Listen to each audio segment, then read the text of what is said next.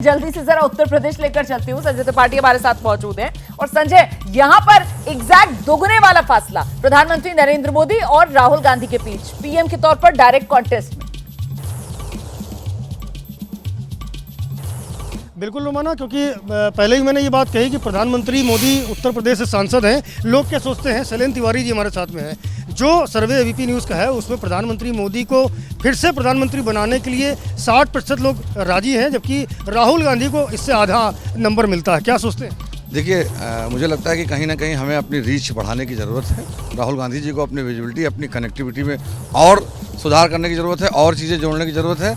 अभी जो भारत जोड़ो यात्रा चल रही थी उसको अगर ये और बढ़ाएंगे तो मुझे लगता है कि चुनाव आते आते उनकी कनेक्टिविटी इनसे ज़्यादा अच्छी होगी, क्योंकि ज़मीन पर चलना और हवाई जहाज़ में चलना, दोनों के कनेक्शन में बड़ा अंतर होता है। इसलिए कनेक्ट बढ़ाने की ज़रूरत है, ऐसा भाई साहब ने कहा। आप क्या सोचते हैं, जिस तरह से प्रधानमंत्री की लोकप्रियता है, बतौर प्रधानमंत्री उन्हें दोबारा देखने वाले 60% लोग हैं, जबकि राहुल गांधी को प्रधानमंत्री की इच्छा रखने वाले केवल 30% लोग हैं। कहाँ कमी है राहुल गांधी की?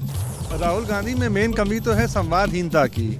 मुझे ऐसा जो है लगता है कि जो पब्लिक कनेक्ट जो प्रधानमंत्री मोदी का है आम लोगों के बीच में, उनके साथ जो संवाद करते हैं, जो उनकी मन की बात है, इसके अलावा जो लगातार एक तरह से जो मन की भावनाएं हैं, जो पब्लिक की भावनाएं हैं, उनको ये पहले से ही भांप करके जिस तरह की योजनाएं ला रहे हैं, जिस तरह की बात कर रहे हैं, उसका असर सीधा सीधा कहीं ना कहीं लोगों के मन में पड़ा है, लोगों की भावनाओं पे पड़ा, लोगों की सोच पे पड़ा है। और शायद ये एक बड़ा कारण है। ऐसा नहीं है कि मोदी जी के पहले नीतियां नहीं थी, नीतियां पहले भी थी। ये उत्तर प्रदेश की आवाजें आप सुन रहे हैं, वही उत्तर प्रदेश जहां पर प्रधानमंत्री नरेंद्र मोदी का संसदीय क्षेत्र है। मेरे साथ जो वरिष्ठ पत्रकारों का पैनल मौजूद है, मुझे लगता है जरा जल्दी से एक रिएक्शन अभय जी से लेते हैं। सर, चाहे प्रधानमंत्री नरेंद्र मोदी के कामकाज से संतुष्टि का मामला हो या फिर डायरेक्ट पीएम चुनने का मामला मोदी और राहुल के बीच, बिहार तो लग रहा है मजबूती से प्रधानमंत्री नरेंद्र मोदी के साथ है, जबकि बिहार में तो माना यह जा रहा था कि सबसे बड़ा झटका शायद बीजेपी को लग जाए, क्योंकि दूसरी तरफ महागठबंधन, बड़े चेहरे नीतीश लालू जैसे। देखिए, अगर हम सामाजिक शक्तियों की बात करें तो बिहार में भारतीय जनता पार्टी के खिलाफ बड़ा जबरदस्त एक गठजोड़ बना हुआ है।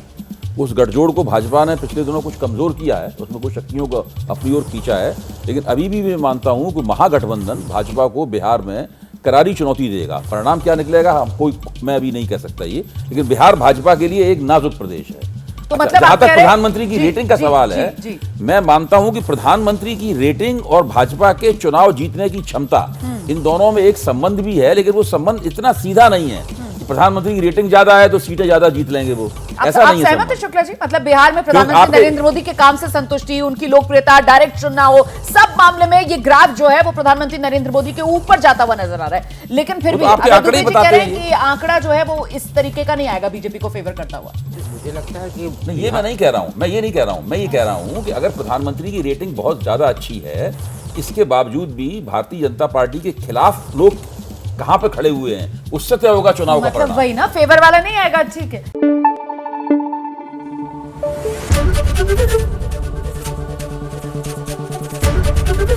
एबीपी न्यूज आपको रखे आगे।